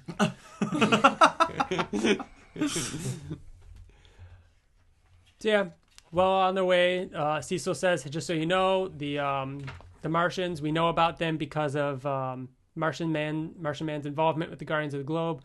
They're not a very friendly species, but they're subterranean, so you shouldn't really have to worry about them too much." Angstrom tells the Maulers that why I need you is I need you to put all of their consciousness into my brain. That's it, right there. So he has an understanding of all of their dimensions. Yep. We see Titan talking to Machine Head and his little assistant lackey Isotope. Machine Head is kind of like a kingpin in New York City. He's not thrilled with Titan's performance lately. I like Mark eating the again, lightheartedness sandwich. It's always everything with Mark. There hasn't really been anything that's been too traumatic or deep. Yeah, or it's and just think been about, very playful. Other than up to this point, other than Nolan and Debbie's reaction to Nolan, everything's been pretty lighthearted. Yeah, it has been. Yep, him and Amber getting along and imagine what Seth Rogen has to deal with. What genre is this movie going to be? Yeah. I think a lot of this is we're not going to see in the movie. Well, are you sure? Yeah. We're not going to see all this in the movie. All the lighthearted, Spider-Man era type kind of stuff. No. Where it's just a little bit more. I do. That defines Invincible. Invincible is defined by its I think all that humor. happens before. Well, I don't think so. Yeah, by its humor, for sure. We're going to see humor in the movie. But we're not going to see, those little conversations that we talked about, them coming out of the movie theater and the lightheartedness that. That's just normal. It's have to have Invincible. normal dialogue. Invincible is defined by its blood and gore and fight scenes. You know what I mean? And its surprise factor in the story, this point, but not not the lightheartedness. It's not what I would. That's not what I think of when I think of Invincible. So they land on Mars, the astronauts. Mm-hmm. They argue about who got to land on the moon first, and one of the astronauts is pissed because it's nobody ever remembers the guy who walked on the moon third, who's the third guy to walk on the moon. And one of the astronauts sees the reflection of somebody standing on top of the shuttle and freaks out because Mark is there watching over them. One of the Martians shows up. Hypnotizes them. Mm-hmm. Makes them go inside. Yep. Mark goes after them. They're on Mars, not on the moon. Yeah. Yeah, I talked because they were talking about the moon. The astronauts were. Yeah. The Sequids kind of jump out at Mark. This is where we find out a little bit more about the Sequids and how they're a slave race. The Sequids crash landed on Mars, and all their hosts were killed in the crash. And since the Martians are shapeshifters, they weren't able to. The Sequids can't attach to them. They can't attach to them. Yeah. Yeah. So they've been breeding the Sequids to become stronger, which is a key thing that it's good to remember. So And the they're Sequids everywhere. are super they're just strong. and they're just all over the place, Yep. like rats. I like how the Mark asks, "Wait a minute, are you guys speaking English?" And the Martian's like, "What? No, what's English?" What? Wait. Yeah. They are speaking English, but they don't know that it's English. They're speaking the same okay. language, but they don't call it English. It's just a joke. It's kind of poking fun at the fact of like everybody conveniently speaks the same language. That's funny. Mart goes to see the Monarch. He tells him the whole story about the Sequids and tells him that the astronauts have to be executed because if just one Sequid got on a human, they would all be one hive mind and revolt, basically.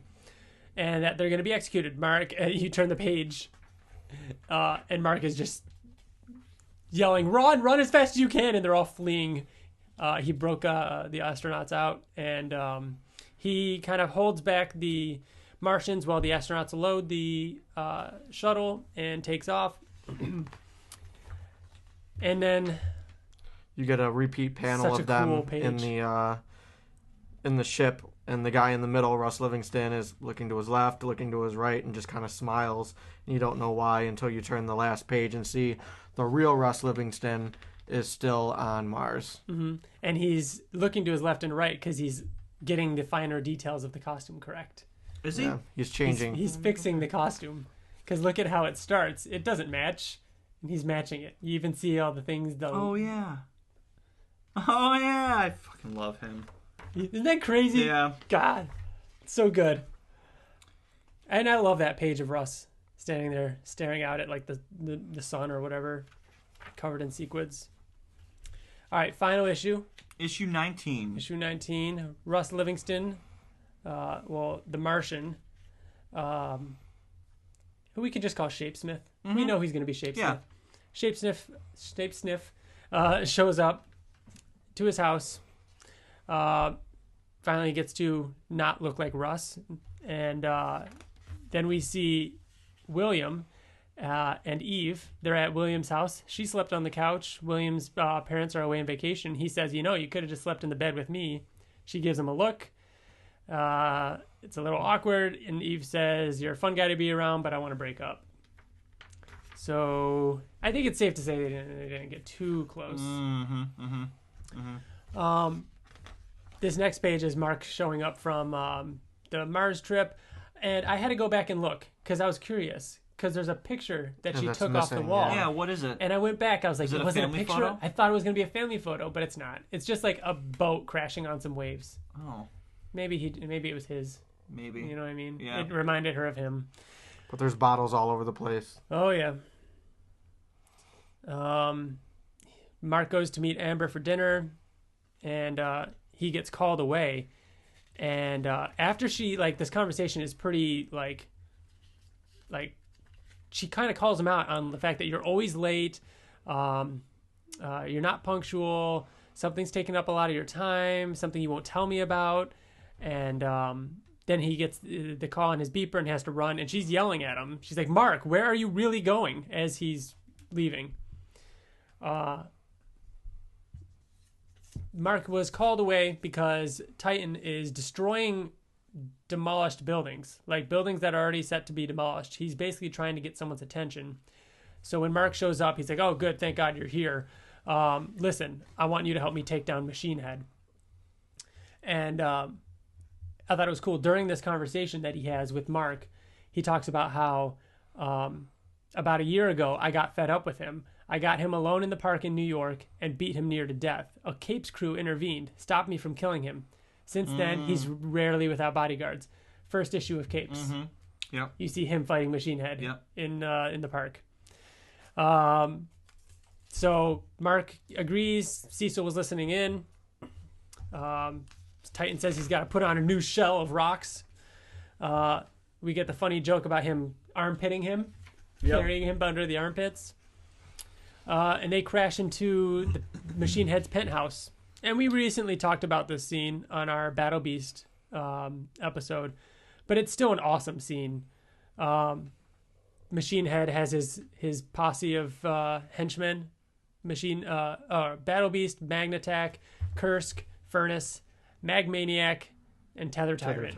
Now we know Kursk we've seen him before. He is the arch nemesis to Red Rush. This is the first we've seen of Magnatak. Furnace was the guy in the free comic book day. Yep. And he actually yells at Mark during this fight, saying, like, do you know how expensive that was to repair? And then Magmaniac and Tether Tyrant, we see a lot of them later on in the series. So yeah, they fight. There's banter. It's cool. Magmaniac sizzles through the floor. Yeah, he immediately just melts through the floor. He powers up and sizzles through the floor. That's Another funny. really funny scene with Furnace is he's yelling at Mark about how much it costs to rebuild it, and Mark's just like, you can't burn me, you know. And then like you see something happen, and then it comes back to him, and he's like, I'll teach you to mess with Furnace. And he's like, still doesn't hurt. It's just the same panel reused. But ultimately, Battle Beast just destroys everybody. Magmaniac and Kursk are actually still standing too at the end. Then the Guardians show up. Yep, Guardians show up. Isotope takes off. Leaves Machine Head. Battle Beast. Shrinking Ray, it looks like he goes through what's his name? Magmaniac? Nah, that's the Magnet Furnace? guy. That's not Furnace. That is him. That's not Magmaniac. That's Yeah, it is. Is it? Yeah, because he says, oh no, because he's finally coming up through the hole, yeah. seeing everyone Right. beat. So yeah, he goes through Magmaniac's mouth and out his ear. But yeah, Guardians stop everybody except except Battle Beast. Battle Beast, who royally fucks up Bulletproof and Samson. Black Samson. Yep, and then Holding them by the heads. and then goes through a portal and leaves.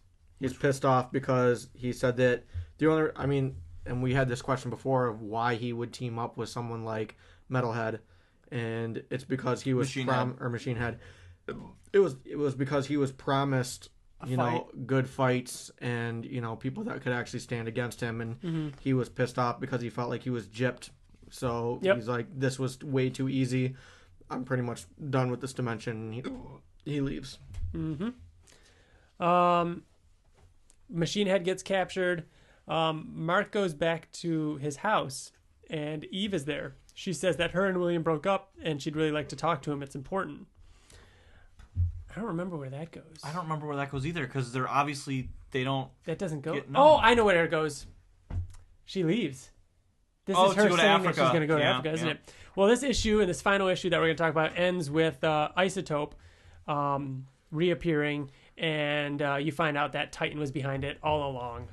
That he orchestrated the whole thing, and he just wanted to take over for Machine Head. So that does it. That is definitely, like we talked about. That is kind of super lighthearted. A little bit more fun, more world building stuff. And next volume, volume 5, is Africa, right? I'm excited for that. More Amber, more Africa stuff. Even Mark, finally. Even Mark. Is it in the next volume? It might be in the next I one. don't Or it's think the it one is. after. You know what? I don't think it is in You know what? Africa. You're No, right. I don't think it is We're not Africa. Africa yet. No. We still have a couple of volumes. Yeah. Oh shit. At least. We get a lot of A lot more Darkwing. world building, because this is all hardcover volume 2, which I know is always just a ton of random stories. A lot of cool robot stuff in the next Alan, one. there's Alan stuff in here too. Cool. No, you know what? We did already see.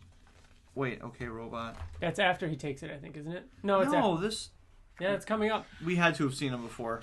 Him take the blood from Rex. Yeah, and then give it to we've seen. What's his name? Who? Robot's real name? Rudy. Rudy. We haven't seen Rudy We've yet. seen Rudy before. The scene you were He's in just the next flipping one. through was No, the first time you that's see the him. second time we see him. No, yes, the first it's time is not. him kneeling down, and going That like was this. it? No, it's not. That's in the next Yes, it is. You guys are no. We see him before. I'll bet money. You want to bet money? You want to bet some money? Well, you never pay up your bets. You're right. I don't, and I never will. You owe me like 5 pizzas. Because I'm never wrong. Flipping through. Which issue is it? You're not even close, Bill. No, I am close. No, you're not. I'm close. I'm so close to winning. TJ, have you seen any movies lately? I did. What'd you see? I don't know. I did end up seeing The Meg. Oh, really? Oh, I watched that the other night. So, the scene? I rented it the kneeling same down? night. Reaching out? No, but it's he gives him he opens his hand up. No, that's after this. No, it's not. Yes, it is. Yes, Because why would this reveal of who Rudy is? This is such a huge reveal. Look at a full splash page. Why are they revealing it like that? It's okay if you guys are wrong. It really is. It's all right. Was Meg good? Yes, I thought it was pretty good. I thought it was good too. It had a couple parts. I loved watching it again. Like it's always better with Riker. I've caught up on a bunch of stuff. I caught up on Orange is the New Black. David. Did you really? Oh no, wait, that's not him. No, that's not him. Sorry. Okay. Did you finish Orange is the New Black? You all caught up? Yeah, I'm caught up on it. It was good. It was okay, right? I liked good. where it ended. I'm like, Yeah, okay. I liked where it ended. I'm glad that the next season's the last season. That's a good way to just... Yeah, there were a lot of things I didn't really understand about that they never really explained about the two main people that were the two main women that were running both sections. They never explained why they hated the other old woman that we've known since the beginning. The main character. They never explained why they hated her. Yeah.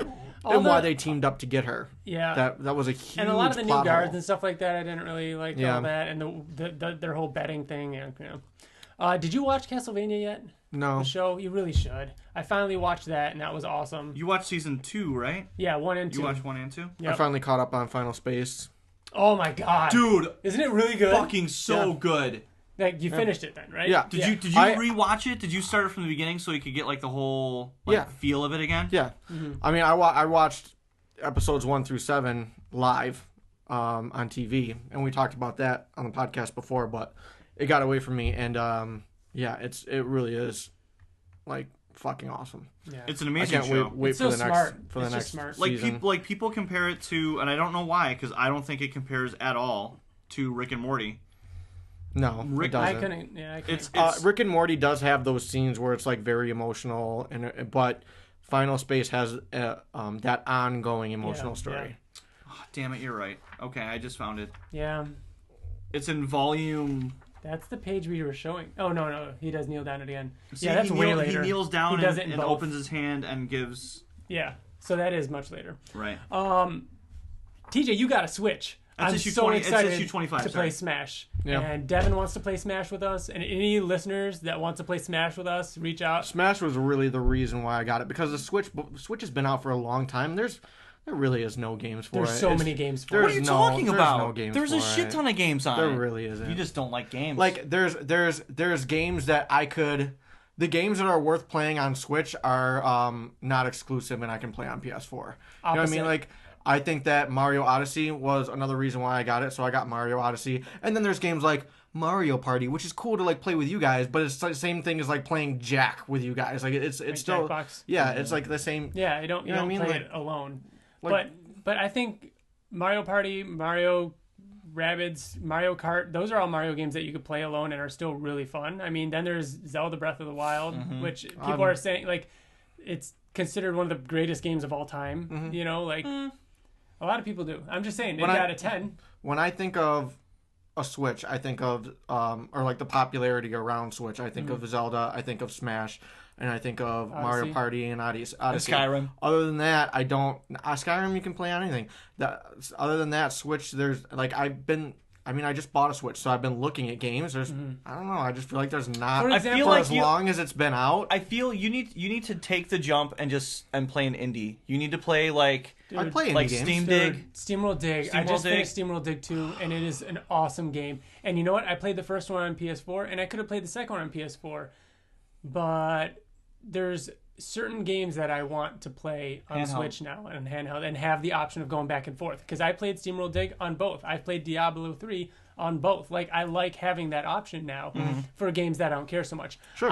If tomorrow they said that the new God of War is going to come out on both that and PS4, I'm getting it for PS4. Like, there are certain things that I want that sit down immersive experience. Like, just like there's certain things like I'm gonna I can watch fucking Family Guy on my phone. I won't care, but I'm not gonna watch Infinity War on my phone. I'm gonna watch that on the TV. Like, so the Switch to me is like, obviously it's for certain exclusives like the Nintendo first parties that I'm excited about having on there. But otherwise, indies and stuff like that, things that I want to be able to take on the go or be able to play and grind like in Diablo while Katie's watching TV, like having that option is awesome. Definitely. I completely agree with all that.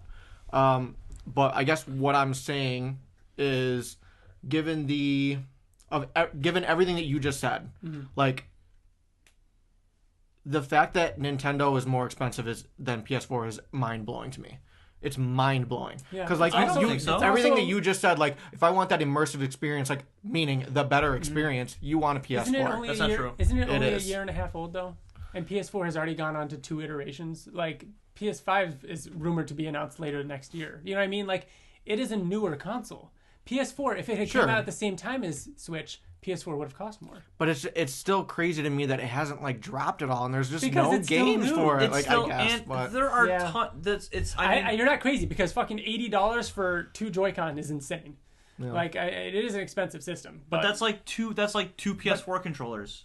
No, I know. Which is $120. But it's not. They feel cheap. Like, it's weird to think that a controller is $80. Yeah, but I mean, it's not. It's as functional as a PS4 controller. How's it not? It just feels PS4 controller cheap. is $40. 60. Yeah, but you get them for 40. Where? That's like the normal that you would get. I don't know. Bill, how far are you into Red Dead Story? Without spoilers, we're not going to spoil any Red Dead. Okay. Did you beat it? No. Okay. And I haven't tried online yet because I know once I play online, I won't go back to the campaign. Yeah. I don't see you. I haven't looked up much of the online, but I don't see you getting into the online. It's a character creator, so you create your own character, and then luckily I have a friend, Eric, who plays it too, to like make a posse and stuff like that. All right. So, but I'm on chapter 5. Okay. No, 6. I'm on chapter 6, so I think I'm on the last chapter, but then there's like an 8-hour epilogue. I know, I think Wyatt, who does music for the podcast, he's playing it and stuff, so. It is... Wyatt does the music for the Oblivion Song podcast. Okay, not for our podcast. if you like modern westerns... of Invincible, yeah. And by when I say modern westerns, I mean like... 3:10 to Yuma. 3:10 to Yuma. I think Tombstone would be considered a modern western. Yeah. Not something that like John Wayne. Like that's boring. I don't want to watch that. But if you like modern westerns, then like Red Dead Redemption is, in my opinion, a better game than Red Dead 1, which is crazy. I haven't been to the comic shop in like 2 months. I have such a backlog to pick up. I'll take you to the comic shop. Oh, really? I'll let you... Where are you going to go from there? Lick the lollipop. Yeah. So I haven't read up. I think I'm 1, maybe 2 issues of Die behind. I am caught up on Die. Is it and still it is awesome? Fucking awesome. It's so catch up. good. It's so good. Like, Kirkman is just having so much fun. Yeah. Making the most ridiculous fucking government espionage, like, so cool. action. It's so fucking ridiculous. Yeah, I need to catch up on that. I have so many things I need to catch up on. Oh, did you read the new saga? Oh, that's right. Oh, no, that's right. I wonder how many people just got excited for a second. Yeah, I know. Damn like a split second, like, wait, what year is it? TJ, you've got so much time to catch up. I know, man. Because it's going to be a while. Well, you should wait. I only have like 4 or 5 issues. Don't read them yet. Oh, shit. Not only do you have to like leave now for work, TJ, but the new Captain Marvel trailer just dropped. So we're going to watch that. Thank you, everybody, for listening. This episode... is brought to you by... The outro for this episode is done by our friend Wyatt Layne. He does the music, like TJ said, for Oblivion Song, and this one is called Time. You can find all of his music over on SoundCloud. Just look for Wyatt Layne. We could just say this episode has been brought to you by Wyatt Layne. next episode, we're going to be back the first week of January, the first Friday in January. So everybody have a great Christmas, great holiday, Happy New great Year. New Year. I think because of December being crazy, I think next episode, our main topic might just be some super fight. Let's have fun. Yeah. I think I also want to do a thing where we look back on all the things that was announced or happened Invincible related in 2016. And of 17. course, 18. Oh, wow. We were wrong 2 times in a row. And we're also going to talk about trade paperback volume 5 of Invincible. So thank you everybody for listening. That does it. We're out. Bye. Bye.